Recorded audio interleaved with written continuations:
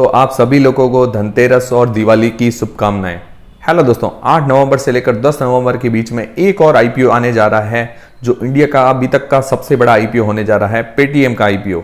तो दोस्तों ये आईपीओ होगा 18,300 करोड़ रुपए का आईपीओ। दोस्तों ये आईपीओ काफी अवेटेड और फेमस आईपीओ है। तो दोस्तों इस वीडियो के अंदर हम सबसे पहले बात करेंगे कि इसका आज की तारीख में ग्रे मार्केट का प्रीमियम कितना चल रहा है। फिर दोस्तों बात करेंगे कि ये कंपनी क्या काम करती है, और फिर दोस्तों बात करेंगे कि इसके फाइनेंशियल के बारे में, मतलब साल दर साल ये रेवेन्यू प्रॉफिट वगैरह कैसा जनरेट कर रही है, ये प्रॉफिट मेकिंग कंपनी है या लॉस मेकिंग कंपनी है। फिर दोस्तों बात करेंगे इस आईपीओ की डिटेल्स के बारे में। तो दोस्तों सबसे पहले बात करते हैं ग्रे मार्केट के प्रीमियम की। तो दोस्तों इसकी आज की तारीख में ग्रे मार्केट के अंदर कोई भी डिमांड नहीं है, मतलब इसका ग्रे मार्केट का प्रीमियम 0 चल रहा है, क्योंकि दोस्तों अभी काफी ज्यादा आईपीओ एक साथ आए हुए हैं। मुझे लगता है बाकी जो आईपीओ 3 तारीख तक सब निपट जाएंगे, उसके बाद इसके ग्रे मार्केट के अंदर थोड़ी बहुत हमें हलचल देखने को मिल सकती है। तो दोस्तों आज की तारीख में जब मैं वीडियो बना रहा हूं तब इसका ग्रे मार्केट के अंदर इसकी कोई भी डिमांड नहीं है, तो इसका ग्रे मार्केट का प्रीमियम अभी 0 चल रहा है। फिर दोस्तों बात करते हैं कि ये कंपनी क्या काम करती है। तो दोस्तों पेटीएम की पेरेंटल कंपनी का नाम है 197 कम्युनिकेशन लिमिटेड, और दोस्तों इसका आईपीओ भी 197 कम्युनिकेशन लिमिटेड नाम से ही आ रहा है। तो दोस्तों बात करें 197 कम्युनिकेशन की, तो ये इंडिया का लीडिंग डिजिटल इकोसिस्टम है फॉर कंज्यूमर्स एंड मर्चेंट्स। तो दोस्तों ये मेन 3 सेगमेंट के अंदर डील करता है। पहला तो है पेमेंट सर्विस, दूसरा है फाइनेंशियल और कॉमर्स सर्विस।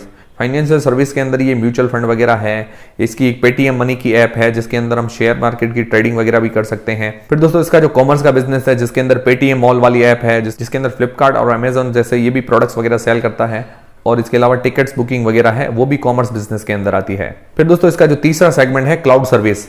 तो अभी दोस्तों इसके पास रजिस्टर्ड कस्टमर्स और मर्चेंट्स की बात करें तो 33.3 करोड़ कस्टमर रजिस्टर्ड है अभी इसके पास, और 2.10 करोड़ मर्चेंट्स है। तो दोस्तों इसके जो रजिस्टर्ड कस्टमर्स और मर्चेंट्स हैं काफी जबरदस्त हैं, इसी कारण ये इंडिया की लीडिंग कंपनी है। तो दोस्तों जो इंडिया के अंदर पेमेंट ट्रांजेक्शन्स होते हैं उसके अंदर 40% मार्केट शेयर ये कवर करता है, और जो वॉलेट पेमेंट ट्रांजेक्शन्स होते हैं उसके अंदर 65 से लेकर 70% तक का मार्केट ये कवर करता है इंडिया के अंदर। तो दोस्तों पेटीएम ऐप जो 2009 के अंदर लॉन्च हुई थी कैशलेस पेमेंट के लिए, इस ऐप के ऊपर काफी सारी फैसिलिटीज दी, रिचार्ज है, टॉपअप है, इंश्योरेंस वगैरह खरीदना हो, और भी काफी सारी सुविधाएं थी इस ऐप पर। तो दोस्तों इसका जो मेन रेवेन्यू जनरेट होता है पेमेंट सर्विस से, तो इसका लगभग 60% के आसपास जो रेवेन्यू जनरेट होता है पेमेंट सर्विस से, और बाकी जो इसका रेवेन्यू जनरेट होता है फाइनेंशियल और कॉमर्स सर्विस से, और इसके अलावा क्लाउड सर्विस से। दोस्तों पेमेंट सर्विस के अंदर यूपीआई ट्रांजेक्शन है, वॉलेट ट्रांजेक्शन है, किसी मनी ट्रांसफर है, ये सारी चीजें होती है पेमेंट सर्विस के अंदर।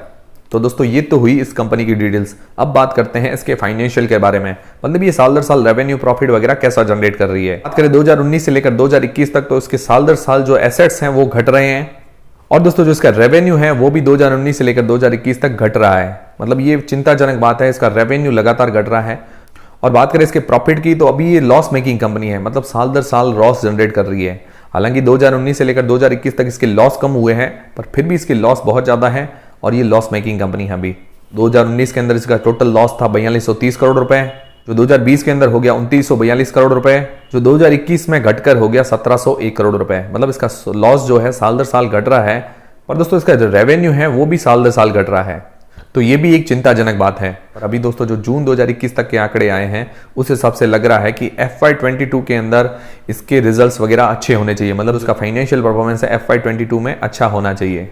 और बाकी दोस्तों जितने भी स्टार्टअप्स हैं वो अभी सारे लॉस के अंदर चल रहे हैं। ये सारे स्टार्टअप्स अभी अपने प्रॉफिट की तरफ ध्यान ना देते हुए अपनी ग्रोथ की तरफ ध्यान दे रहे हैं, इस कारण ये सारे स्टार्टअप्स जो हैं अभी लॉस के अंदर है।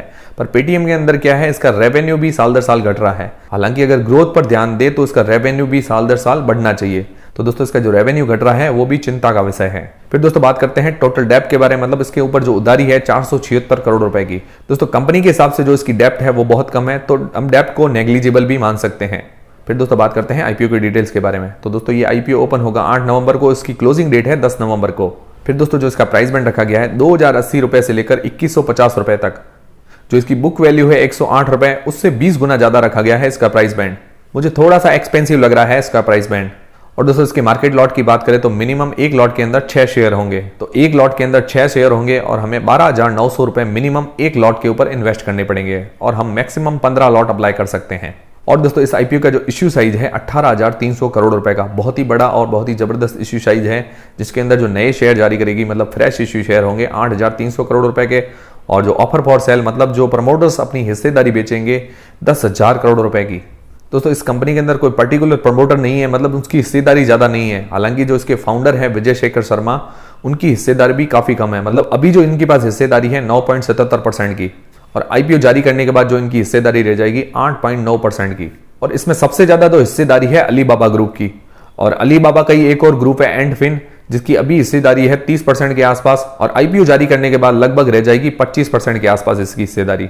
तो दोस्तों कंपनी के जो फाउंडर है विजय शेखर शर्मा, पर कंपनी का कोई भी पर्टिकुलर प्रमोटर नहीं है, तो भी ये भी एक चिंता का विषय है। फिर दोस्तों बात करते हैं कंक्लूजन की। तो पेटीएम का जो मेन बिजनेस है पेमेंट सर्विस का, तो दोस्तों इंडिया के अंदर डिजिटल पेमेंट लगातार बढ़ता जा रहा है, और आगे आने वाले टाइम में भी 17% के CAGR से बढ़ेगा। तो दोस्तों डिजिटल पेमेंट का फ्यूचर इंडिया के अंदर बहुत ही जबरदस्त है, और दोस्तों इसके साथ इसका कंपटीशन भी बहुत हाई है। तो दोस्तों डिजिटल पेमेंट के अंदर यूपीआई पेमेंट जो होता है उसके अंदर जो नंबर 1 पर चल रहा है फोन पे, और सेकंड नंबर पर है गूगल पे, और थर्ड नंबर पर आता है पेटीएम।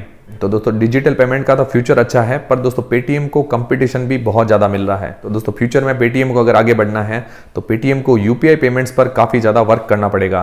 तो दोस्तों पेटीएम इसके लिए काम भी कर रहा है, और दोस्तों अभी आईपीओ जारी हो रहा है तो पेटीएम के पास काफ़ी ज़्यादा कैश फ्लो भी आएगा, तो उससे भी कंपनी की ग्रोथ के चांसेस ज़्यादा बढ़ेंगे। और दोस्तों अभी की बात करें तो यूपीआई पेमेंट्स के अंदर फोन पे नंबर 1 पर चल रहा है। तो दोस्तों अभी यूपीआई पेमेंट्स के अंदर ये मार्केट लीडर नहीं है, मतलब ये सबसे लास्ट पर चल रहा है। फिर दोस्तों बात करते हैं इसके फाइनेंशियल की, तो इसका रेवेन्यू भी साल दर साल घट रहा है, इसका जो लॉसेस है वो कम हो रहे हैं, पर रेवेन्यू साल दर साल घट रहा है, तो वो भी एक चिंताजनक विषय है। फिर दोस्तों बात करते हैं इसके प्रमोटर्स की, तो कोई भी इसका पर्टिकुलर प्रमोटर नहीं है, तो ये भी थोड़ी एक चिंता की बात है। और दोस्तों एक और बात, पेटीएम काफ़ी ज़्यादा बिजनेस के अंदर है, इसका मेन फोकस एक बिजनेस पर ज़्यादा होना चाहिए, जिससे क्या है कि इसका ग्रोथ ज़्यादा बढ़े। और अभी दोस्तों जो इसका मेन रेवेन्यू जनरेट हो रहा है पेमेंट सर्विस से, और पेमेंट सर्विस के अंदर जो यूपीआई पेमेंट्स है उसके अंदर फोन पे आगे चल रहा है, और पेटीएम जो है थर्ड नंबर पर चल रहा है। तो इसके अंदर इसको ध्यान देना पड़ेगा, जिससे क्या है कि ये कंपनी आगे बढ़ पाएगी। बाकी ओवरऑल देखा जाए तो ये कंपनी मुझे ठीक ठाक लग रही है, थोड़ी रिस्की कंपनी लग रही है, और बाकी आगे देखते हैं कि इसके ग्रे मार्केट के प्रीमियम में कितना बदलाव वगैरह आता है। और अभी के लिए इस आईपीओ के अंदर कोई भी डिसीजन देना जल्दबाजी होगी। तो दोस्तों इस पर और भी कोई जानकारी आती है या ग्रे मार्केट के प्रीमियम पर बदलाव आता है तो इस पर वीडियोस आते रहेंगे। तब तक के लिए आप हमारे चैनल से जुड़े रहें। वीडियो अगर पसंद आए तो वीडियो को लाइक जरूर करें, और दोस्तों हमारे चैनल को सब्सक्राइब कर लें। आप हमारे टेलीग्राम चैनल को भी ज्वाइन कर सकते हैं। मिलते हैं दोस्तों नेक्स्ट वीडियोस के अंदर।